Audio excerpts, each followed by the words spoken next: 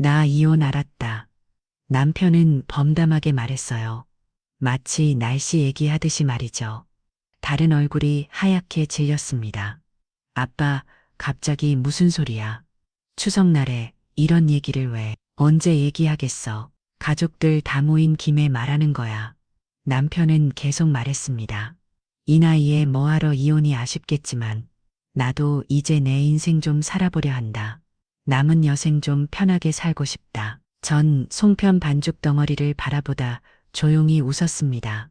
물을 겼기에요. 지금 그 말, 추석날 온 가족이 모인 자리에서 남편이 갑자기 말했습니다. 45년 결혼 생활을 한순간에 뒤엎는 폭탄 선언이었죠. 그런데 아내의 반응이 더 충격적이었습니다. 노년의 부부에게 무슨 일이 일어나고 있는지 구독, 좋아요를 눌러주시면 사연 바로 시작하겠습니다. 저는 서울 서초동에 살고 있는 남편과는 5살 차이고 결혼한 지는 45년 되었습니다. 그해 추석이었습니다. 9월 말에 선선한 바람이 불던 날이었어요. 정숙은 며칠 전부터 차례 준비로 바빴습니다. 송편도 직접 빚고 갈비찜도 끓이고 나물도 무치고 온 정성을 다해 상을 차렸죠. 지은아 몇 시에 온다고 했지? 몇 달 지은이 가족이 내려온다고 했거든요. 사위와 손주 둘까지 오랜만에 온 가족이 모이는 날이었습니다. 정숙은 기분이 좋았어요. 이런 날이 얼마나 소중한지 아시잖아요. 오후 2시쯤 딸 가족이 도착했습니다. 어머니 안녕하세요. 사위가 정중하게 인사하고 손주들은 할머니 하며 달려왔어요. 정숙은 손주들을 끼워하며 웃었습니다. 우리 예쁜이들 많이 컸네. 할머니가 송편 만들어놨는데 맛있게 먹어야 해. 남편 채병만도 거실에 나와 있었어요. 평소보다 말수가 적긴 했지만 그래도 가족들과 인사는 나누고 있었습니다. 아버지 건강하시죠?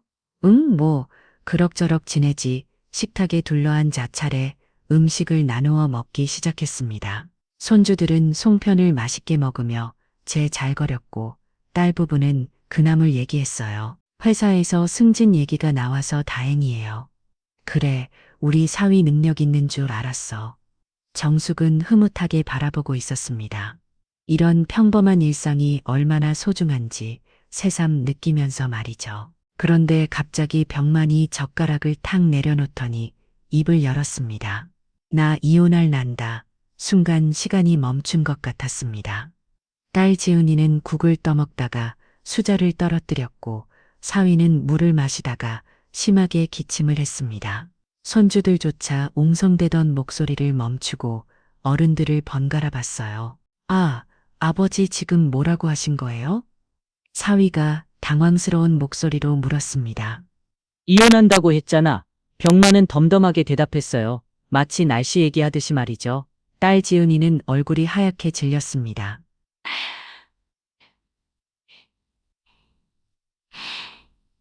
아빠 갑자기 무슨 소리야? 추석날에 이런 얘기를 왜 언제 얘기하겠어? 가족들 다 모인 김에 말하는 거야. 그런데 모든 사람이 당황하고 있는 가운데 정승만큼은 아무 말 없이 조용히 남편을 바라봤어요. 심장이 뛰긴 했지만 놀랍게도 놀람이 아니라 어떤 기묘한 안도감 같은 것이 들었다고 합니다. 그래, 드디어 올 게 왔구나. 병만은 계속 말했습니다. 이 나이에 뭐하러 이혼이냐 싶겠지만 나도 이제 내 인생 좀 살아보려 한다. 남은 여생 좀 편하게 살고 싶다. 편하게 살고 싶다고 정숙은 속으로 쓰는 숨이 나왔습니다. 45년 동안 편하게 살아놓고 이제 와서 더 편하게 살고 싶다고 정숙은 20살에 병만과 결혼했습니다. 1978년이었어요. 그때는 모든 게 부모님이 정해주시는 대로였죠. 아버지가 중대로 소개해 주신 분이었고 정숙은 그저 시키는 대로 따라해야 하는 줄만 알았어요. 병만은 5살 위였고 초등학교 교사였습니다. 당시로서는 꽤 괜찮은 직업이었죠. 정숙의 부모님도 만족스러워 하셨어요. 교사면 안정적이고 존경받는 직업이지 딸이 복받은 거야. 하지만 결혼 생활이 시작되고 나서 정숙이 느낀 건 전혀 달랐습니다. 신혼 첫날부터 병만은 차갑게 말했어요. 집안일은 내가 다 하는 거야. 나는 밖에서 돈 벌어오니까 집에서는 편하게 쉬고 싶어. 정숙은 20살의 어린 나이에 갑자기 모든 살림을 떠맡게 됐습니다. 요리, 청소, 빨래. 그 모든 게 생소했지만 누구에게 물어볼 수도 없었어요. 여자가 뭐라니야. 조용히 있어라. 정숙이 뭔가 의견을 말하려고 하면 병만은 늘 이렇게 말했습니다. 점점 정숙은 입을 닫게 됐어요. 첫 아이 지료를 낳고 나서도 마찬가지였습니다.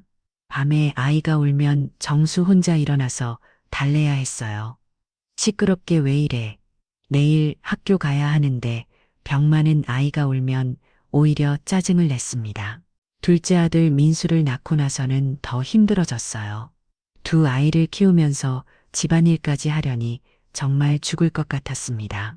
당신이 애들 교육을 제대로 안 시키니까 벌을 덮시 구는 거야. 아이들이 조금이라도 말을 안 들으면 병만은 항상 정수 탓을 했어요. 그런데 정작 아이들 교육에는 전혀 관심이 없었습니다. 학교 행사에도 한 번도 따라오지 않았어요. 바빠서 못 가 당신이 가면 되잖아. 운동회, 등하계, 회등 정숙은 언제나 혼자 갔습니다. 다른 가족들은 아빠 엄마가 함께 와서 아이를 응원하는데 정숙은 늘 혼자였어요. 그래도 이웃들 앞에서는 달랐습니다. 병만은 사람들 앞에서는 참 좋은 남편처럼 굴었어요. 하지만 집에 들어오면 완전히 다른 사람이었습니다. 말 한마디 없이 신문만 보거나 TV만 봤어요. 국이 싱거워. 제대로 간을 못 맞추냐. 밥이 소리가 써. 좀 신경 써서 해. 맛있게 하면 아무 말 없고 조금이라도 마음에 안 들면 불평만 했습니다. 정수기 감기라도 걸리면 더 심했어요. 왜 하필 오늘 아프냐? 나 점심은 어떻게 해? 아픈 아내를 걱정하는 게 아니라 자신의 불편함만 생각했습니다. 그런 날들이 1년, 2년, 10년 쌓이고 쌓이니 어느 순간부터는 그냥 무덤덤해졌어요. 그래, 내가 다 이렇게 살겠지 뭐. 정숙은 스스로를 그렇게 다독이며 살았습니다. 정숙이 버틴 이유는 딱 하나, 아이들이었어요.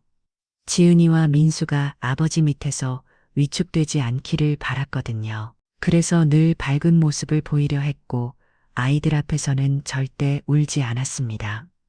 아이들이 대학교에 가고 결혼해서 독립한 후에도 마찬가지였어요. 이제는 정말 남편과 단둘이 사는데도 변한 건 없었습니다. 오히려 더 심해졌어요. 은퇴한 후 집에만 있으니까 더 까다로워졌거든요. TV 채널 마음대로 돌리지 마. 내가 앉으려고 하는 자리에 왜 앉아 있어? 심지어 친정에 가는 것도 눈치를 봐야 했습니다. 또 친정 가려고 지난주에 갔었잖아. 반면 자신의 형제들과는 자주 만났어요. 정수기에는 그런 자유가 없었죠.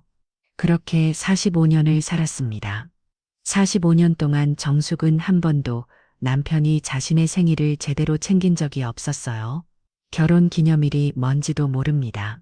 그나마 아이들이 챙겨주는 덕에 살고 있었죠. 그런데 이제 와서 편하게 살고 싶다니요. 정숙은 정말 웃음이 나왔습니다. 가족들은 모두 충격에 빠져 있었어요.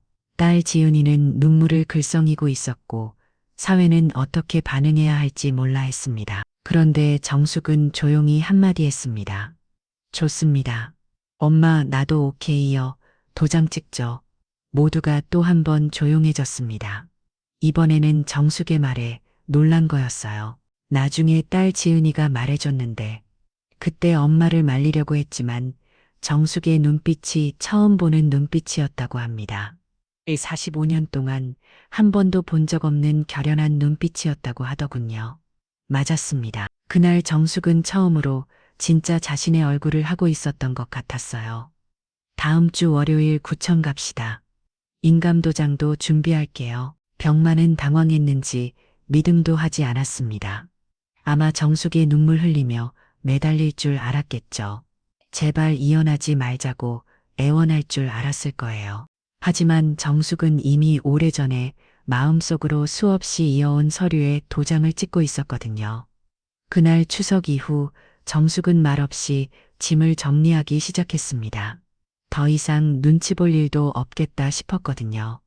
오히려 마음이 후련했어요. 병 많은 정숙의 반응이 이상했는지 며칠 동안 슬쩍 눈치를 보더라고요. 여보, 네. 어머, 아직 마음 바꿀 시간은 있어. 그 말에 정숙은 웃으며 대답했습니다. 이미 마음 정리 다 끝났습니다. 저는 이제부터 제 인생 살 거예요. 그런데 며칠 뒤 정숙은 뭔가 이상한 점들을 발견하기 시작했습니다. 예전에는 일주일에 한 번 교회 가는 것 외에는 거의 집에만 있었는데 요즘에는 자꾸 밖에 나가려는 병만이 수상했습니다. 어디 가세요? 잠깐 교회에 오늘은 수요일인데 예배 있나요? 봉사일이 있어서 병만은 말을 더듬었습니다. 45년을 함께 산 정숙이 보기에 확실히 이상했어요. 그리고 핸드폰을 보는 횟수도 늘었습니다. 예전에는 핸드폰이 울려도 귀찮았던 사람이 요즘에는 메시지가 오면 바로바로 확인하더라고요. 어느 날은 정숙이 빨래를 널고 있는데 병만 핸드폰에서 카톡 소리가 계속 났어요. 카톡, 카톡. 카톡, 여보. 핸드폰 소리 좀 꺼놓으세요. 너무 시끄러워요. 아, 알았어. 병만은 급하게 핸드폰을 가져가더니 다른 방으로 들어갔어요. 그리고 한참 동안 나오지 않았습니다. 뭔가 이상해. 정숙은 직감적으로 느꼈습니다. 그리고 결정적인 순간이 왔어요. 어느 토요일 오후였습니다. 병만이 외출한 사이에 집에 전화가 걸려왔어요. 모두가 핸드폰이 있는 시대지만 저희 집은 아직도 집 전화가 있는 보수적인 집이죠. 여보세요? 혹시 병만 집사님 계신가요? 여자 목소리였습니다. 나이는 50대 정도로 들렸어요. 지금 외출 중인데요. 누구시죠? 아, 교회에서 미용이라고 하는데요. 같이 봉사하는 사이예요. 미용이라는 이름을 처음 들었습니다. 병만이 교회에서 봉사한다는 얘기는 들었지만 구체적으로 누구와 하는지는 몰랐거든요. 무슨 일이세요? 아, 매일 봉사 시간이 바뀌었다고 전해주시면 돼요. 핸드폰이 꺼져 있어서 전화를 끊고 나서 정숙은 뭔가 찜찜했습니다. 목소리, 톤이 너무 친근했거든요. 그냥 봉사하는 사이라기에는 뭔가 더 가까운 느낌이었어요. 병만이 돌아와서 전화 내용을 전해줬더니 반응이 또 수상했습니다. 미용이라는 사람이 전화했어요. 내일 봉사 시간 바뀌었다고 전해달랐는데, 아, 그래, 알겠어. 너무 당황하는 반응이었어요. 이틀 뒤 정숙은 우연히 충격적인 장면을 목격했습니다. 마트에 장을 보러 갔다가 병만을 봤어요. 그런데 혼자가 아니었습니다. 50대쯤 되어 보이는 여자와 함께 있었거든요. 정숙은 재빨리 진열대 뒤로 숨어서 지켜봤습니다. 두 사람은 정말 자연스럽게 함께 장을 보고 있었어요. 여자가 뭔가를 고르면 병만이 조언하고 병만이 고민하면 여자가 의견을 주고 마치 부부처럼 보였습니다. 그리고 계산할 때 더 놀라운 일이 벌어졌어요.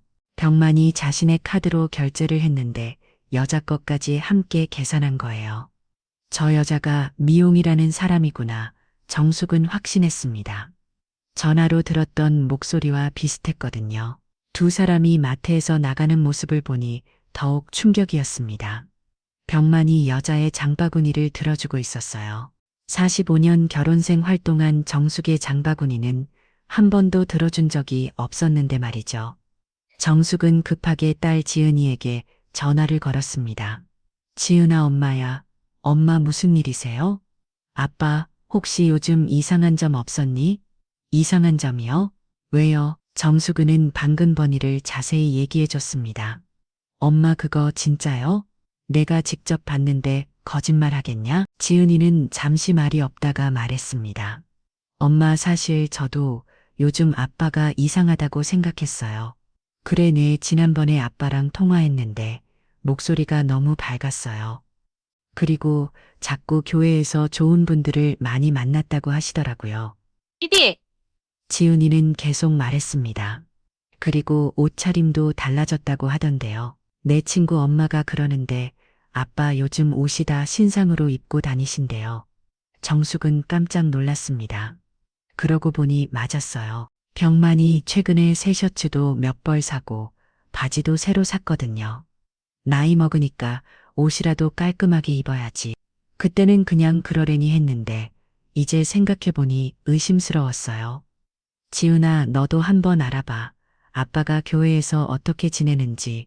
내 엄마. 제가 교회 다니는 친구들한테 물어볼게요. 며칠 뒤 지은이에게서 연락이 왔습니다. 엄마, 큰일 났어요. 왜? 뭔 일이야? 아빠, 정말 여자가 있어요. 정수근은 순간 머리가 하얘졌습니다. 확실해? 응해. 교회 다니는 친구 엄마가 직접 봤대요. 아빠랑 미용이라는 여자하고 같이 등산도 가고 카페에서 차도 마시고 등산까지. 정숙은 오이가 없었어요. 병만은 평소 등산은 큰형 동네 산책도 한번 해본 적이 없었거든요. 그리고 그 미용이라는 사람이 좀 유명한 사람이래요. 유명하다고 교회에서 혼자 지내는 남자 집사들이랑 가깝게 지낸다고 소문이 났대요. 정숙은 소름이 돋았습니다.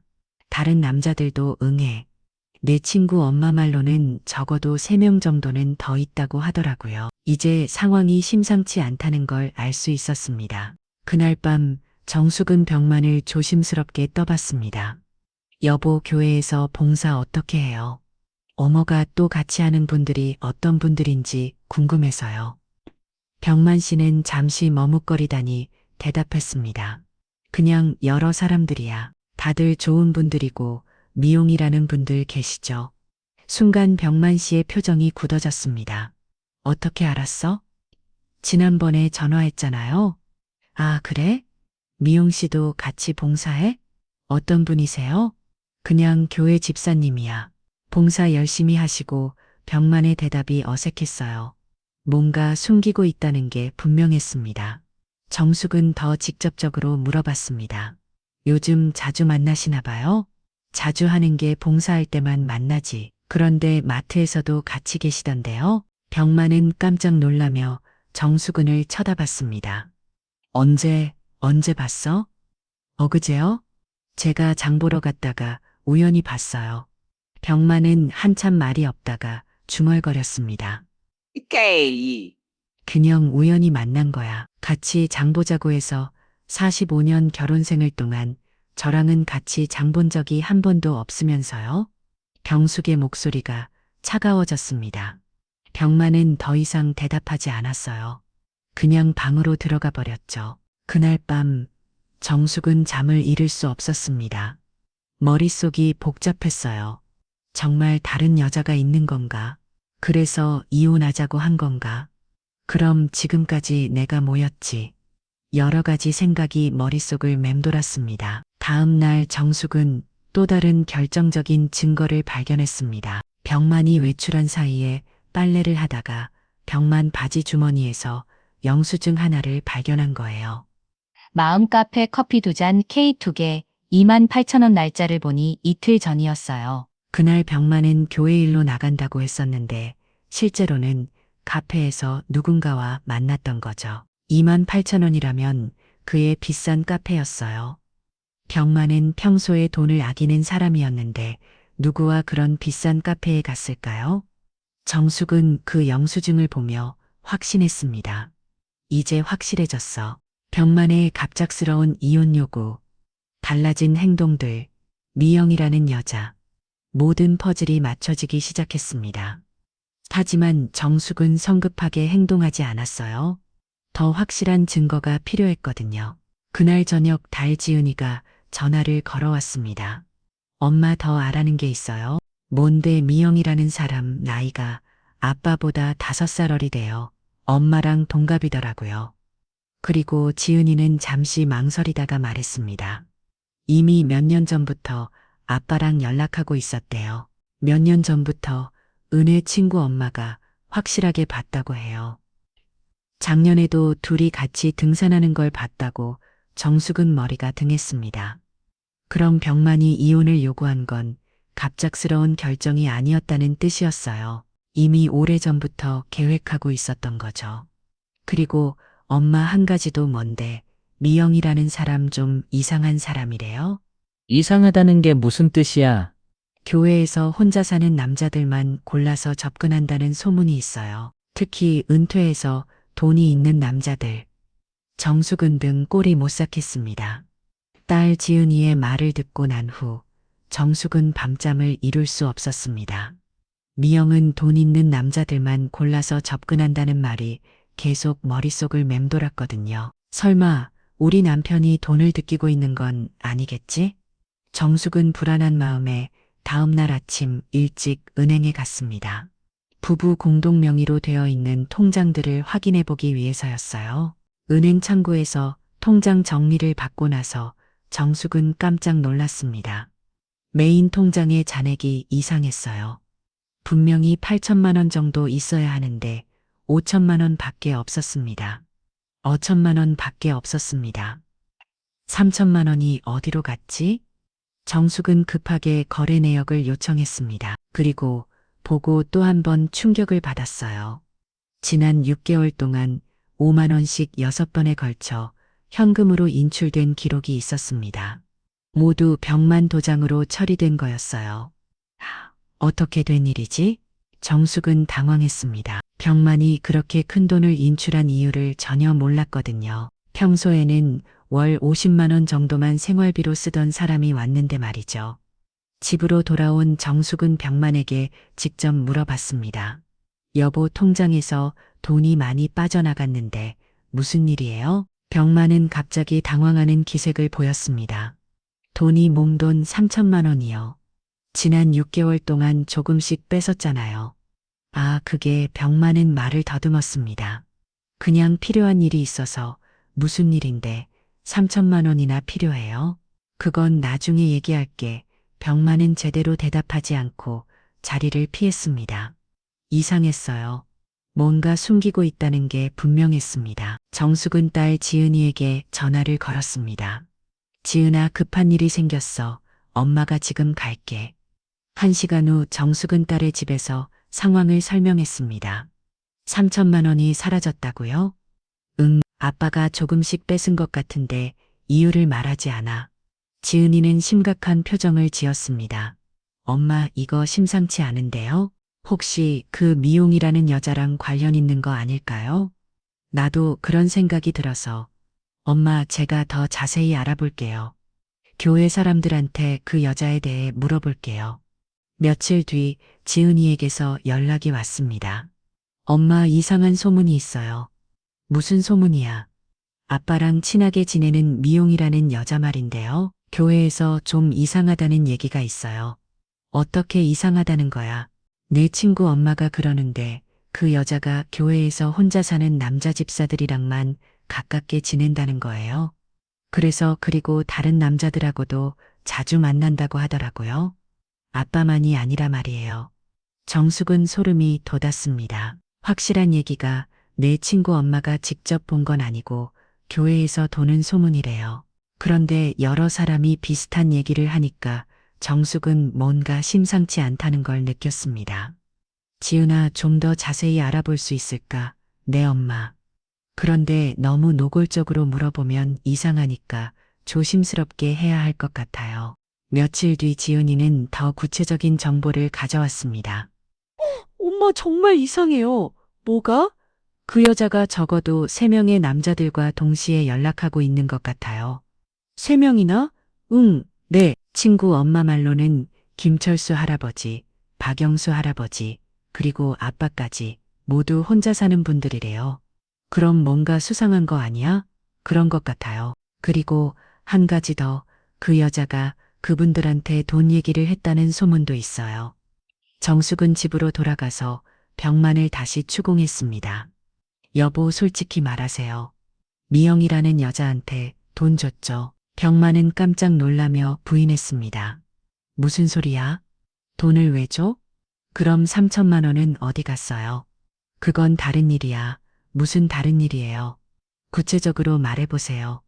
병만은 한참 망설이다가 결국 입을 열었습니다. 미영 씨가 사업을 하나 시작한다고 해서 역시 그렇군요. 잠깐만 빌려달라고 했어. 카페 사업인데 전망이 좋다고 정숙은 어이가 없었습니다. 당신 지금 정신이 있는 거예요? 우리 노후 자금을 남한테 빌려줬다고요? 남이 아니야. 미영 씨는 좋은 사람이야. 교회에서도 봉사 열심히 하고. 좋은 사람이 왜 남의 돈을 빌려가요? 사업 자금이 급하게 필요했대. 은행 대출이 안 나와서 정숙은 더 이상 참을 수 없었습니다. 바로 다음 날 정숙은 혼자서 결정을 내렸습니다. 전문가의 도움이 필요하다고 판단한 거죠. 정숙은 생전 처음으로 사설 탐정 사무소를 찾았습니다. 인터넷에서 사기 전문 탐정이라고 검색해서 찾은 곳이었어요. 어르신 어떤 일로 오셨나요? 김 탐정이라는 40대 남성이 친절하게 맞아주었습니다. 정숙은 지금까지의 상황을 자세히 설명했습니다. 아, 이런 사건 요즘 정말 많습니다. 김 탐정은 고개를 끄덕였습니다. 미영 씨라는 분에 대해 조사해 보겠습니다. 며칠 시간을 주세요. 정숙은 지금 이혼이 문제가 아니었습니다. 돈 문제가 해결될 때까지 이혼이 하기는 입 밖에 꺼내지도 않았습니다. 일주일 후 김 탐정이 충격적인 조사 결과를 가져왔습니다. 어르신 정말 심각합니다. 뭐가 그렇게 심각해요? 미영 씨의 진짜 이름은 박선이고 이미 사기 전과가 3범이네요. 정숙은 경악했습니다. 전과가 있다고요? 네, 모두 같은 수법이에요. 교회나 종교단체에서 중년 남성들에게 접근해서 돈을 뜯어내는 전문 사기꾼입니다. 김 탐정은 자료를 보여줬습니다. 특히 교회나 복지관에서 은퇴자들을 노리는 조직적인 사기들이 늘고 있어요. 조직적이라고요? 은혜 박선희 같은 사람들은 보통 혼자 일하지 않습니다. 뒤에 조직이 있고 여러 명의 타깃을 동시에 관리하죠. 김 탐정은 계속 설명했습니다. 이들은 철저히 계획을 세웁니다. 타깃의 경제 상황, 가족 관계, 성격까지 다 파악하고 접근해요. 그럼 우리 남편도 처음부터 계획된 타깃이었다는 거예요? 그럴 가능성이 높습니다. 남편분이 교사 출신의 연금도 받고 아파트도 소유하고 계시죠? 이런 조건이면 충분히 타깃이 될 수 있어요. 정숙은 소름이 돋았습니다. 그럼 처음부터 사랑 따위는 없었다는 거네요? 안타깝지만 그렇습니다. 이들에게는 철저히 돈벌이 수단일 뿐이에요. 김 탐정은 조사를 제안했습니다. 제가 며칠간 박선희를 미행하면서 증거를 수집해 보겠습니다. 그리고 다른 피해자들도 찾아보고요. 다른 피해자들요? 은혜. 이런 사건은 보통 피해자가 한 명이 아닙니다. 같은 수법으로 여러 명을 동시에 속이고 있을 가능성이 높아요. 일주일 후 김 탐정이 충격적인 조사 결과를 가져왔습니다. 어르신 정말 심각합니다. 김 탐정이 가져온 자료를 보고 정숙은 경악했습니다. 박선희는 현재 5명의 남자와 동시에 연락하고 있었습니다. 모두 60대 이상의 호라비들이었어요. 이 중에서 김철수 씨라는 분은 이미 8천만 원을 뜯겼고 박영수 씨는 5천만 원, 이만수 씨는 3천만 원, 남편분은 그나마 피해가 적은 편입니다. 그럼 총 피해액이 얼마나 돼요? 현재까지 확인된 것만 3억 원이 넘습니다. 정숙은 머리가 어지러웠습니다. 더 충격적인 건 박선희가 현재 다른 남자와 동거하고 있다는 겁니다. 뭐라고요? 네, 피해자 중 한 명인 김철수 씨와 함께 살고 있어요. 그분 집에서 말이죠. 김 탐정은 사진을 보여줬습니다. 박선희가 어떤 남자와 함께 나오는 모습이었어요.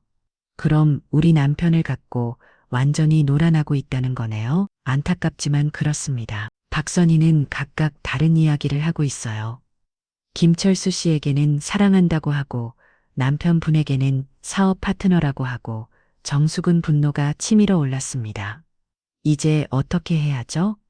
먼저 남편분께 현실을 보여드려야 합니다. 그리고 다른 피해자들과 함께 법적 대응을 해야 해요. 남편이 믿을까요? 지금까지 아무리 말해도 안 믿던데 직접 보여드리는 수밖에 없습니다.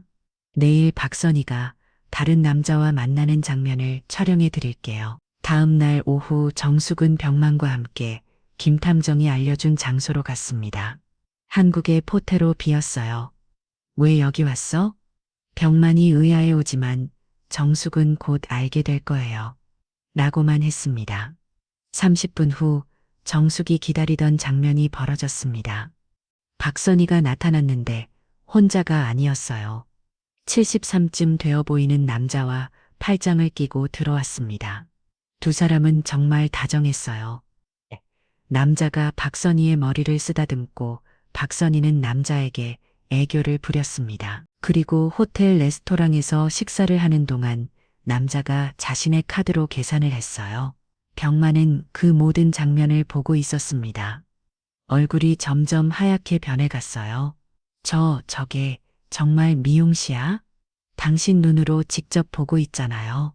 박선희는 그 남자를 오빠라고 부르며 애교를 떨었습니다. 병만에게는 절대 보여주지 않았던 모습인 것 같더군요. 병만은 그 자리에서 주저앉을 뻔했습니다. 내가 완전히 속았구나. 그제서야 병만은 현실을 받아들였습니다. 호텔에서 박선희의 실체를 본 병만은 완전히 무너졌습니다. 내가 이렇게 바보였나? 집으로 돌아오는 택시 안에서 병만은 계속 중얼거렸어요. 45년 동안 모은 돈을 저런 여자한테 정숙은 남편을 보며 복잡한 심경이었습니다. 물론 남편이 속은 것에 대한 동정심도 있었지만 동시에 분노도 치밀어 올랐어요. 그 여자 때문에 이혼하려고 했으면서 이제 와서 후회의 집에 도착한 후 병만은 소파에 탈썩 주저앉았습니다. 정수가 미안해. 내가 정말 바보였어. 미안하다고 다 해결되나요? 정숙의 목소리는 차가웠습니다. 그 여자 때문에 나한테 이혼하자고 했으면서 이제 와서 미안하다고요? 그게 그때는 정말 미영 씨가 아니 박선희가 좋은 사람인 줄 알았어. 그래서 45년 산 아내는 버리려고 했고요. 당분간 집에만 계세요. 전화도 받지 말고요. 병만은 더 이상 할 말이 없었습니다. 그날 밤 정숙은 잠을 이룰 수 없었어요. 머릿속이 복잡했습니다. 이대로 끝낼 수는 없어. 그 여자들을 반드시 잡아야 해. 다음 날 아침 정숙은 김탐정에게 전화를 걸었습니다. 탐정님, 저 결심했어요. 어떤 결심이세요? 제 돈을 찾고 싶어요. 그리고 법으로 벌도 바뀌고 싶어요. 김탐정은 잠시 말이 없다가 대답했습니다. 쉽지 않을 겁니다. 이들은 법의 허점을 잘 알고 있어서 처벌받기 어렵게 행동해요. 그럼 방법이 없나요? 아니요, 방법은 있습니다. 하지만 어르신이 직접 나서셔야 해요. 제가요, 은혜 박선희를 완전히 함정에 빠뜨리려면 미끼가 필요해요. 김탐정은 계획을 설명하기 시작했습니다. 먼저 다른 피해자들을 모두 모아야 합니다. 그리고 조직적으로 대응해야 해요.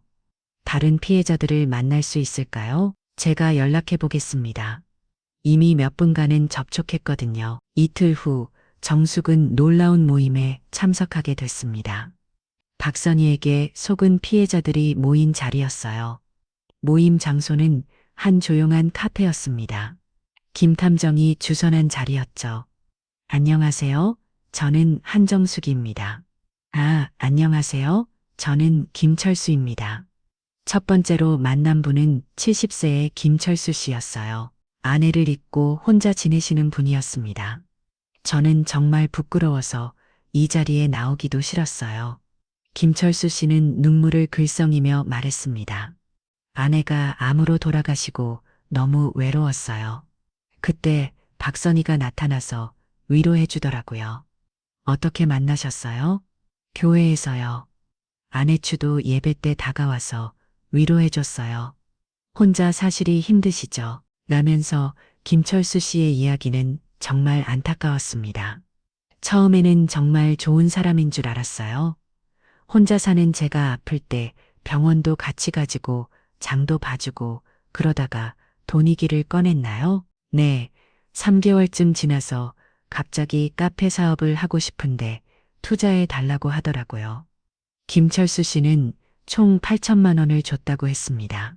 아내의 안보험 보상비로 받은 돈까지 모두 넘겨준 거였어요. 그리고 지금은 제 집에서 살고 있어요. 뭐라고요?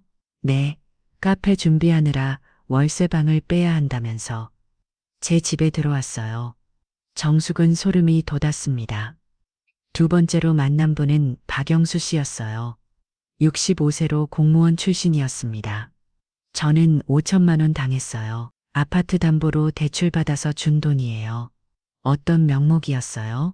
어주식 투자라고 했어요. 확실한 정보가 있다면서 3개월 후에 2배로 만들어주겠다고. 박영수 씨도 교회에서 만났다고 했습니다.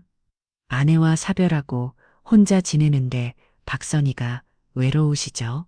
그러면서 접근했어요. 세 번째는 이만수 씨였어요. 68세 자영업자 출신이었습니다. 저는 3천만 원이요. 부동산 투자라는 명목이었어요. 어떤 부동산이요? 상가 투자라고 했어요. 확실한 수익이 보장된다면서 바보가 지 믿었죠. 네 번째는 정말 충격적이었어요. 75세의 최종 배시였는데 저는 1억 2천만 원입니다. 1억 2천만 원이요? 네, 박선희가 결혼하고 싶다고 해서 신혼집 마련 비용이라고 줬어요. 최종 배시는 정말 결혼할 생각이었다고 했습니다. 아내 없이 10년을 혼자 살았는데 박선희가 저와 새 출발하고 싶다고 해서 다섯 번째는 59세의 윤기 남씨였어요. 아직 이혼하지 않은 상태였는데도 박선희에게 당했다고 했습니다. 저는 아내와 별거 중이었어요. 그때 박선희가 이해한다면서 접근했어요. 얼마나 당하셨어요? 4천만 원이요. 사업 확장 자금이라고 했어요. 피해자들의 이야기를 듣고 나니 박선희의 사기 수법이 더욱 명확해졌습니다. 첫째, 철저한 사전 조사를 통해 타깃을 선정한다. 둘째, 외로움을 파고들어 인간적인 관계를 형성한다. 셋째, 충분히 신뢰관계가 형성되면 다양한 명목으로 돈을 요구한다. 넷째, 돈을 받고 나면 점점 연락을 줄이거나 다른 핑계를 댄다. 총 피해액이 얼마나 되죠? 김 탐정이 계산해 봤습니다. 현재 확인된 것만 3억 8천만 원입니다. 모든 사람이 경악했어요. 그리고 아직 파악되지 않은 피해자들이 더 있을 수 있어요. 정숙 씨는 분노가 치밀어 올랐습니다. 우리 이대로 당하고 있을 수는 없어요. 뭔가 해야 해요. 김철수 씨가 고개를 저었습니다. 하지만 어떻게 해요? 우리가 자발적으로 준 돈인데. 아니에요. 사기주는 분명해요. 정숙은 단호하게 말했습니다. 우리 모두 힘을 합쳐서 저 여자들을 반드시 잡아야 해요. 김 탐정이 제안했습니다. 제가 한 가지 계획이 있어요. 하지만 위험할 수 있어요. 어떤 계획이요? 박선희를 완전한 함정에 빨들이는 거예요. 그러려면 누군가 미끼 역할을 해야 해요. 미끼요? 응의 새로운 타겟으로 위장해서 박선희 얘기에 접근하는 거예요. 정숙이 손을 들었습니다. 제가 하겠어요. 어르신 위험해요. 괜찮아요. 어차피 저는 이미 잃을 게 없어요. 정숙 씨는 결심한 표정이었어요. 그 여자 때문에 제 45년 결혼 생활이 망가졌어요. 이제는 제가 나설 차례예요. 김 탐정은 계획을 자세히 설명했습니다. 먼저 어르신이 가짜 신분을 만들어야 해요. 남편이 죽고 혼자 사는 부유한 과부로 설정하는 거죠. 그래서 박선희가 다니는 교회에 나가서 자연스럽게 접근하세요. 그리고 모든 대화를 로그하고 돈을 요구하는 순간을 포착하는 거예요. 다른 피해자들도 동참하기로 했습니다. 우리도 도울게요. 어떻게 도와주실 거예요? 각자 박선희와의 대화 내용을 정리하고 증거 자리를 모으겠어요. 그리고 새로운 피해자가 생기지 않도록 교회에서 경고도 하겠어요. 모든 사람이 한마음이 됐습니다. 그럼 우리 모임 이름을 정해요. 정숙이 제안했습니다. 박선희 첫결 연합이 어때요? 모든 사람이 박수를 쳤습니다. 계획은 치밀했습니다. 1단계 정숙이 가짜 신분으로 박선희에게 접근. 2단계 박선희의 사기 행각을 증거로 수집. 3단계 결정적 순간의 현장을 포착. 4단계 경찰 신고와 동시에 조직 전체를 고발. 하지만 정말 위험할 수 있어요. 김 탐정이 경고했습니다. 박선희 뒤에는 조직이 있을 수 있어요. 발가되면 어떤 일이 벌어질지 몰라요. 정숙은 웃으며 대답했습니다. 탐정님, 저는 65세예요. 이 나이에 무서울 게 뭐가 있겠어요. 게다가 더 이상 그 여자들이 다른 사람들을 속이는 걸 볼 수는 없어요. 물론 제 돈 찾는 것도 중요하죠. 다른 피해자들도 동의했습니다. 정숙 씨 말이 맞아요. 우리가 나서지 않으면 또 다른 피해자가 생겨요. 우리 아버지 벌 되는 분들이 또 당할 수도 있어요. 준비 작업이 시작됐습니다. 먼저 정숙의 가짜 신분을 만들었어요. 이름은 김영희. 남편이 사업가였다가 심장마비로 갑자기 세상을 떠났고 보험금과 유산으로 상당한 재산이 있다는 설정이었습니다. 김 탐정이 가짜 신분 증명서리도 준비해줬어요. 이걸로 교회 등록도 하시고 은행 계좌도 만드세요. 진짜 계좌요? 네. 하지만 실제로는 소액만 넣어두고 통장만 보여주는 용도로 쓰세요. 정숙은 외모도 바꿨습니다. 파마도 새로 하고 평소보다 화려한 옷도 샀어요. 어머, 완전히 다른 사람 같아요. 딸 지훈이도 깜짝 놀랐습니다. 엄마 정말 괜찮으실 거예요? 걱정 마. 엄마가 예전에 연극 동아리 했던 거 기억하지? 정숙은 자신감에 차 있었어요. 준비가 끝나고 드디어 작전이 시작됐습니다. 다음 주 일요일 정숙은 김영희가 되어 박선희가 다니는 소망교회의 첫 발을 내딛었습니다. 처음 오셨나 봐요. 예상대로 박선희가 먼저 접근해 왔어요. 네, 이사 온 지 얼마 안 되었어요. 어디서 오셨어요? 강남에 사요. 남편이 돌아가시고 나서 너무 외로워서 이사했어요. 박선희의 눈이 번뜩였습니다. 걸렸다. 정숙은 속으로 생각했습니다. 소망교회에서 박선희와 첫 만남을 가진 김영희로 변신한 정숙 씨. 박선희의 반응은 예상대로였습니다. 언니 혼자 계시기 외로우시겠어요? 네, 맞아요. 남편이 갑자기 세상을 떠나서 아직도 적응이 안 돼요. 정숙은 연기를 시작했습니다. 45년 결혼 생활로 다져진 진짜 감정이 들어가니 연기가 아니라 진짜 같았어요. 남편분이 어떤 일 하셨어요? 건설업을 했었어요. 회사도 꽤 컸었는데 정숙은 미리 준비한 설정대로 말했습니다. 그럼 많이 힘드시겠어요? 경제적으로도 박선희가 슬쩍 떠보기 시작했어요. 다행히 보험금이랑 유산이 있어서. 하지만 돈이 문제가 아니라 마음이 비어 있어요. 박선희의 눈이 또 번뜩였습니다. 예배가 끝난 후 박선희는 정숙을 카페로 초대했어요. 언니, 우리 커피라도 마시면서 이야기해요. 좋아요. 저도 혼자 있으면 자꾸 남편 생각나서. 카페에서 박선희는 본격적으로 정숙을 탐색하기 시작했습니다. 언니는 자녀분들은 어떻게 되세요? 아들 하나 있는데 외국에 살아요. 1년에 한 번 볼까 말까 해요. 그럼 정말 외로우시겠어요. 맞아요. 그래서 교회라도 나와야겠다 싶어서 박선희는 점점 적극적으로 나왔어요. 언니, 우리 자주 만나요. 저도 혼자 지내거든요. 정말요? 그럼 좋겠네요. 그날부터 정숙과 박선희의 밀고 당기기가 시작됐습니다. 일주일 후 박선희는 정숙을 집으로 초대했어요. 그런데 그 집이 김철수 씨 집이었습니다. 여기서 사세요? 네. 지인분이 잠깐 머무려고 해서. 정숙은 속으로 웃었어요. 벌써 거짓말을 시작한 거죠. 집에서 박선희는 더욱 적극적으로 나왔습니다. 언니, 솔직히 말씀드릴게요.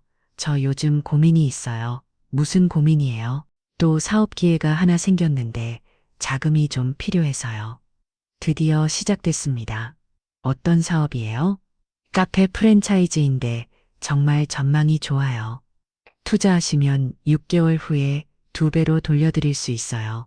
정숙은 관심 있는 척했어요. 정말요. 그런데 저는 사업을 잘 모르는데 괜찮아요. 제가 다 알아서 할게요. 언니는 투자만 하시면 돼요. 얼마나 필요해요? 일단 3천만 원 정도면. 정숙은 망설이는 척했어요. 3천만 원이요. 큰 돈이네요. 언니 기회는 지금뿐이에요. 놓치면 후회하실 거예요.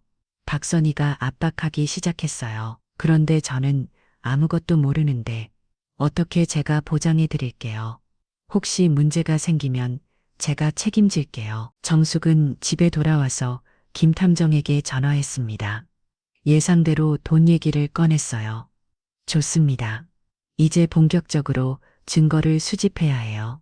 다음 만남부터 정숙은 몰래 녹음을 시작했습니다. 박선희가 하는 모든 말을 녹음했어요. 언니 정말 확실한 사업이에요. 제가 이미 다른 분들과도 같이 하고 있거든요. 다른 분들도 투자하셨어요? 네, 교회 김 집사님도 하시고 박 집사님도 하시고 모두 만족하고 계세요? 정숙 씨는 속으로 분노했어요. 지난번에 만난 김철수 씨와 박영수 씨 얘기였거든요. 2주 후 박선희는 더욱 적극적으로 나왔습니다. 언니 기회가 정말 얼마 안 남았어요. 다음 주까지 투자금을 모아야 해요. 그런데 3천만 원은 너무 큰 돈 같아서 그럼 2천만 원부터 시작하시죠. 수익 보시면 추가로 투자하실 수 있어요. 정숙은 고민하는 척 했어요. 한번 생각해 볼게요. 그날 밤 정숙은 박선희 첫 결 연한 멤버들과 회의를 했습니다.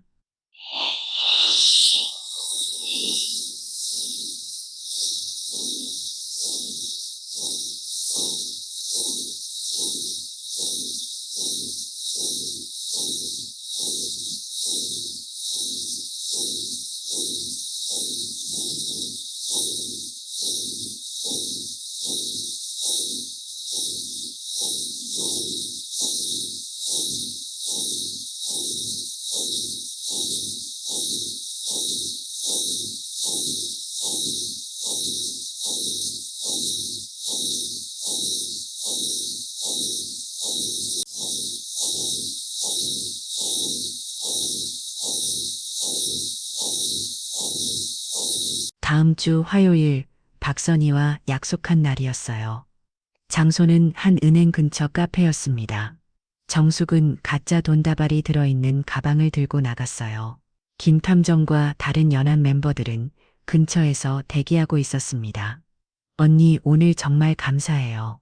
박선희가 환하게 웃으며 나타났어요. 저도 좋은 기회라고 생각해서 정말 현명한 선택이에요. 6개월 후에 감사 인사 받을 준비하고 있을게요. 정숙은 가방을 테이블 위에 올려놓았어요. 여기 2천만 원 있어요. 박선희의 눈이 번뜩였습니다. 언니 정말 고마워요. 제가 잘 투자해서 꼭 수익 내드릴게요. 박선희가 가방을 받으려는 순간 정숙이 말했습니다. 그런데 선희야, 네, 나 한정숙이야. 박선희는 갑자기 얼굴이 하얗게 질렸어요. 뭐라고요?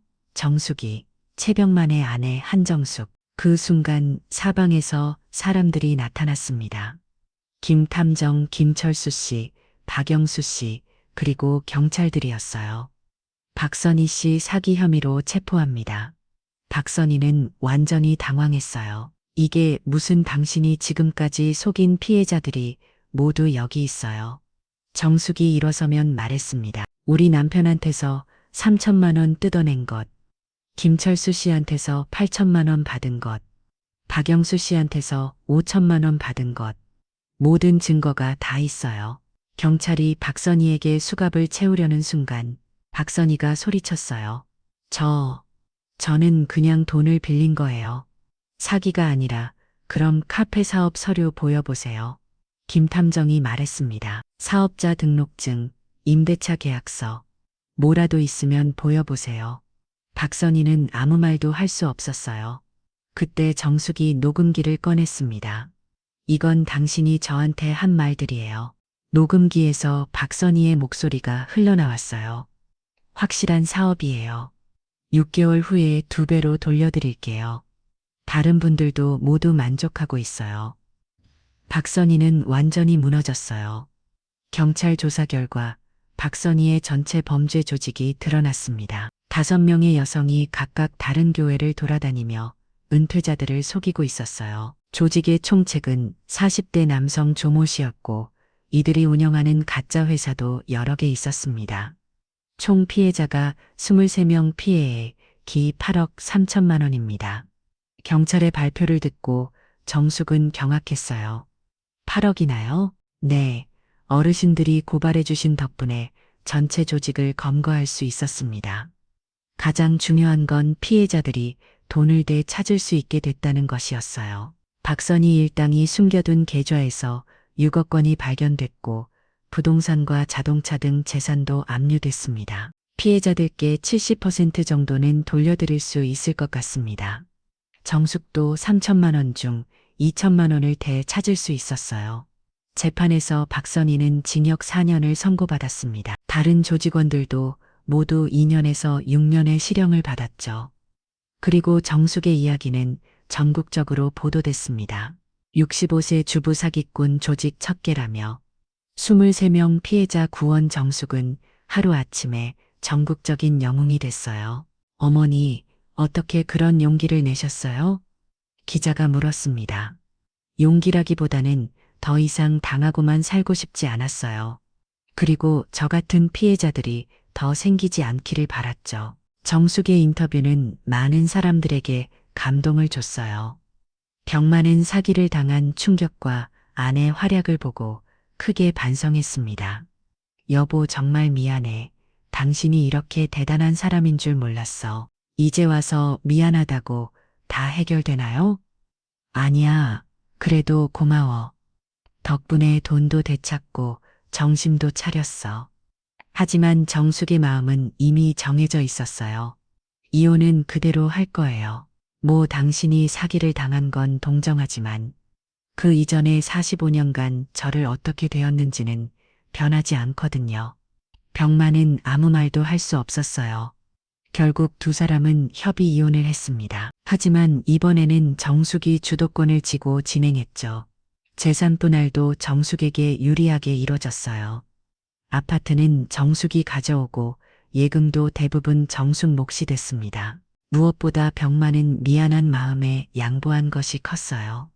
지금 정숙 씨는 아파트에서 혼자 살며 정말 자유로운 노후를 보내고 있습니다. 그리고 새로운 일도 시작했어요. 사기 피해 예방 강의를 다니고 있어요. 어르신들, 이런 사기꾼들을 조심하세요. 정숙의 강의는 전국 곳곳에서 요청이 들어와요. 첫째, 외로운 마음을 파고드는 사람을 조심하세요. 둘째, 투자나 사업 이야기를 갑자기 꺼내는 사람을 의심하세요. 셋째, 급하게 돈을 요구하는 사람은 100% 사기꾼입니다. 실제 경험담이라서 설득력이 엄청나요. 딸 지은이는 엄마의 변화에 놀랍니다.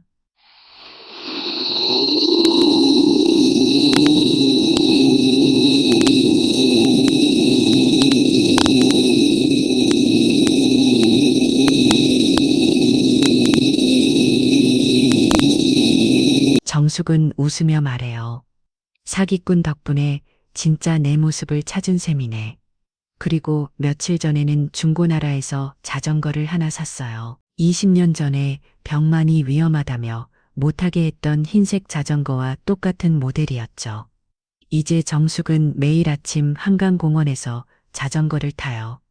시원한 바람을 맞으며 페달을 밟을 때마다 진짜 자유가 무엇인지 느끼고 있습니다. 이제야 진짜 제 인생이 시작된 것 같아요.